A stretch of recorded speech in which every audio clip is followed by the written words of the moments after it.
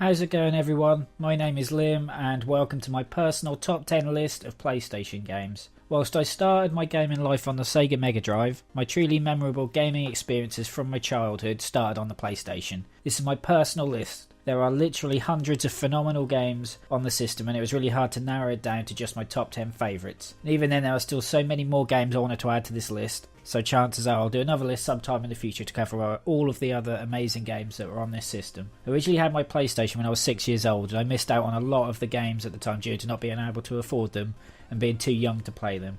And as such I missed out a lot of the classics first time around. Thanks to PS1 classics on more recent consoles, collections and other means of playing older games now, I've been able to go back and play some of the ones that I've missed. So just because some of your favourite games aren't on this list doesn't mean it isn't good. Chances are I just haven't played it yet or I didn't have enough space for it on this list. So what are your favourite games and why? Let me know in the comments below and let's get started. Number 10. At number 10 is Micro Machines V3. I have a deep fondness for this game. It features an amazing soundtrack and an incredibly simple yet addicting gameplay. It had clever, inventive tracks, and if you hooked up a multi-tap, there were a few games that could rival it for multiplayer fun. Micro Machines V3 is a top-down racing game based on toy cars where you race around a variety of locations from a beach to the top of a dinner table. There have been numerous entries in this series, and this game from Codemasters with its bright, colourful graphics just showed how much fun you could have with your friends on the PlayStation. Also, Dwayne was the coolest character. It's just a fact. Number 9. At number 9 is Crash Team Racing. I'm sure I'll get a lot of hate for this, but I genuinely prefer playing this kart racing game to the Mario Kart games. The 90s and early 2000s were a time which saw a ridiculous amount of kart racing games. Bomberman Fantasy Race, Chocobo Racing, Diddy Kong Racing and many, many more. To me, this game was the pinnacle of those. It's fair to say in some respects that this game is a rip-off of Mario Kart. I prefer to see it as it took Mario Kart's concepts and it improved on them, because that's exactly what this game did. You can play as a tiger, and you can play as a polar bear, and that should be enough by itself to sell it to you. It featured a story mode where you race against repeat foe, Nitrous Oxide, to stop him blowing up the planet by beating him in races. I don't get that either, but who cares when the racing is fun. The game has 15 characters and a variety of weapons to help you kick people's asses. As you race through the levels, you collect Wumpa Fruit to help you gain super-powered versions of the weapons. The game is pretty simplistic, but a huge amount of fun nonetheless. Oh, and I had a battle mode. Because of course it did. It's a kart racing game. Number 8. At number 8 is Spyro the Dragon, the first great platformer on this list. It's a series that has sadly lost its way in recent times, with new entries being in the Toys to Life genre based around making money, because it's now an Activision IP. All three of the Spyro games on PS1 were great, so it was hard to pick my favourite. I decided on the first though. Developed by Insomniac, creators of some of the best games ever made, it had some very cutting edge features for its time. Once you freed the dragons, you got some voice acting in small cutscenes, and there's something you didn't come across regularly back then.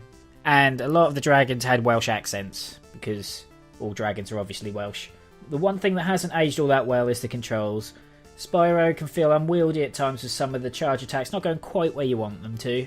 But despite this, I never felt like I wasn't having fun. There's a hub world which is fun to explore, and each of the levels are varied, bright and colourful. It's classic platforming at its purest.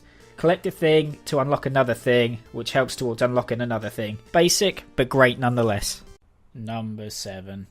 At number 7 is WWF Smackdown 2, Know Your Role. Now I haven't watched wrestling in years, but when I was a kid I thought it was the tits. I was lucky enough to grow up in the Attitude Era, back when Mankind shoved his socks in people's mouths and Goldust kicked people in the nuts. It's the best era of men slapping each other in spandex. So I bought this game so I could restage some of my favourite matches in one of the wide variety of modes. Oh, and so that I could smash my friends in the face with chairs, obviously. The grappling side of the game is quite limited, to be honest.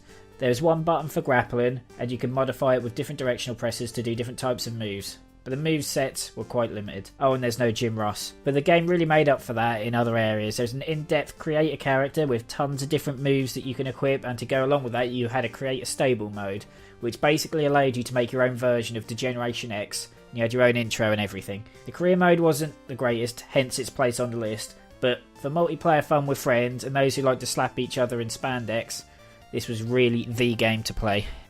Number 6.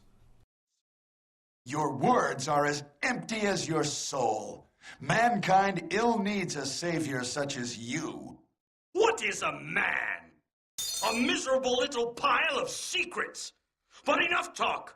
How about At you? number 6 is Castlevania Symphony of the Night. From an age where Konami actually gave a shit about their fans, Castlevania Symphony of the Night is arguably the greatest game in the series. Unlike previous entries, the game focused more on exploration and non-linearity and helped spawn the phrase Metroidvania. Since the game released, a lot of the Castlevania games have copied this style as it was so much fun. Graphically, the game doesn't differ hugely from the older games as it's still 2D, but the castle and the effects are all perfectly fine.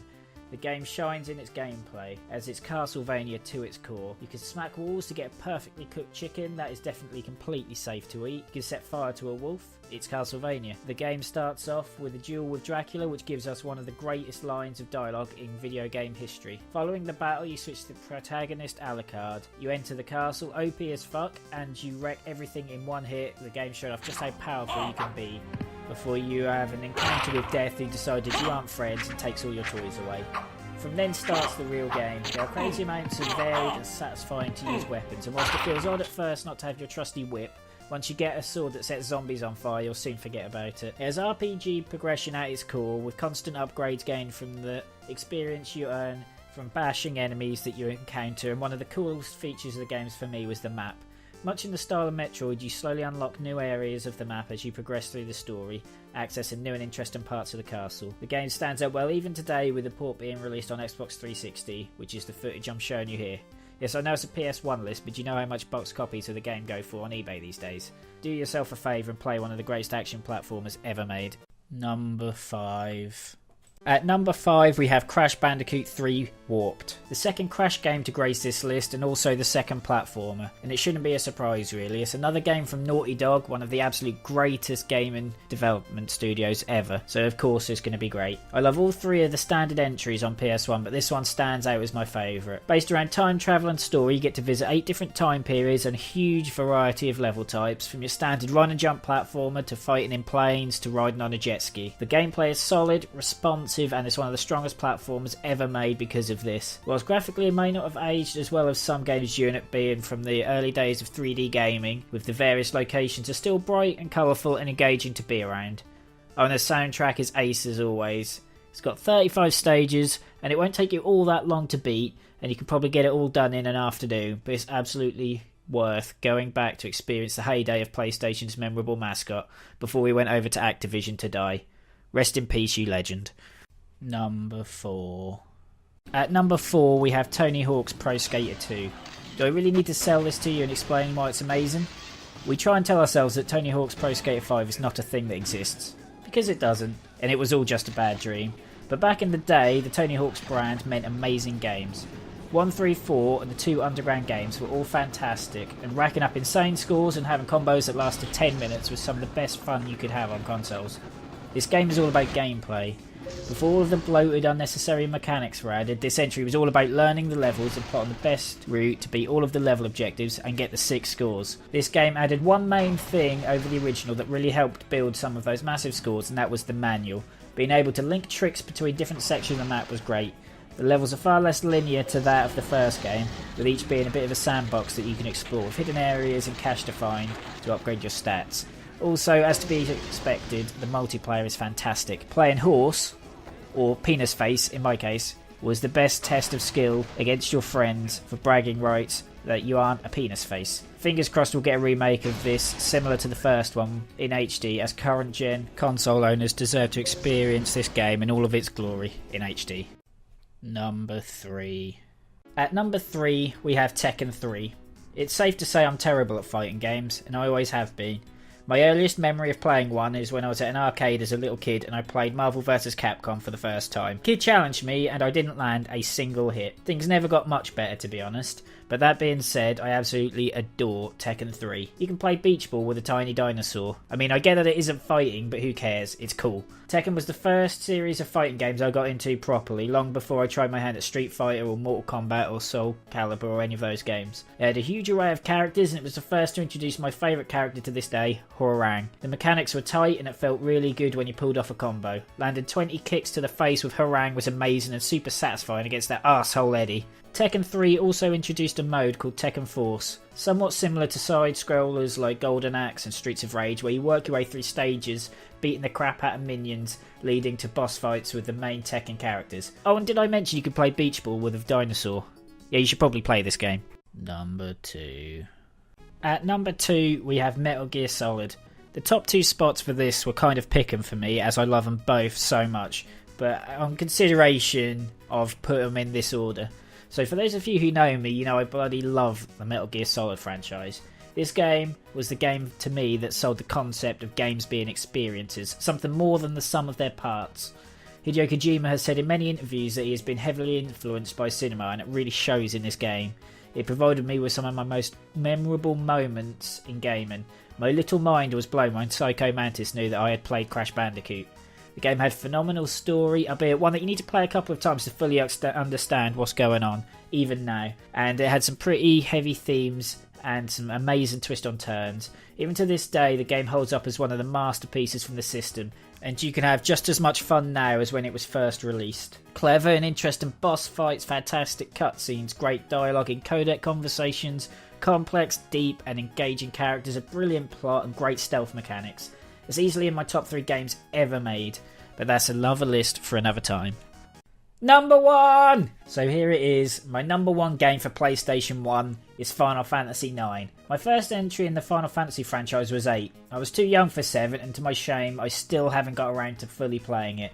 Although, as amazing as I'm sure it is, I don't think it will ever be able to overtake the love I have in my heart for this game, and as such, Final Fantasy IX is my favourite PS1 game. Why? In a word, Vivi. Still to this day the best Final Fantasy character. An adorable little black mage who questions his own existence and has one of the best character arcs I've ever seen in a game. Like ever. I named him Candy after my dog. Just wanted to throw that in there. The main character is called Zidane. Well, he's called Lim actually, obviously, but for some reason Square decided to go with that name of a French footballer who headbutts people. But without spoiling the story, which I know is a silly thing to say for a rather old game, there's a good reason he has a tail, and other than to hang from rafters to look at Garnet's butt. The game released close to the end of the PlayStation life cycle, and the opening cinematic showed off just what the PS1 was really capable of. So the graphics, let's talk about those. Even now, in my opinion, the graphics are still amazing. Each area is unique, interesting, memorable and full of life. And this is down to the phenomenal art direction of this game. The characters are all superbly done with great detail. As the Order 1886 has taught us, pretty games are nothing without substance behind them. And again, Final Fantasy IX really shines to be in that respect. Having now played multiple other games in the series, 9 borrows a lot of great mechanics from other entries, whilst improving them from the start to the finish. I never felt bored with the random encounter combat, which is so essential for an RPG of this length. It had plenty of side stories and side missions to keep you occupied, with the Chocobo missions keeping me entertained for hours. Recommending going back to play any RPG is hard just because of the sheer time investment required to experience it in all of its glory, so it's not likely that I would say to go back and play this. At the time of recording, we are due a port of this game on Steam very soon, so now may be the time to go back and play this treasure of a game. So that was my list of my personal top 10 favourite PlayStation games. There are hundreds more excellent games out there, and we'll talk about those some other time. But what are your favourite PS1 games? Let me know in the comments below. Thanks for watching everybody, and I'll see you guys soon.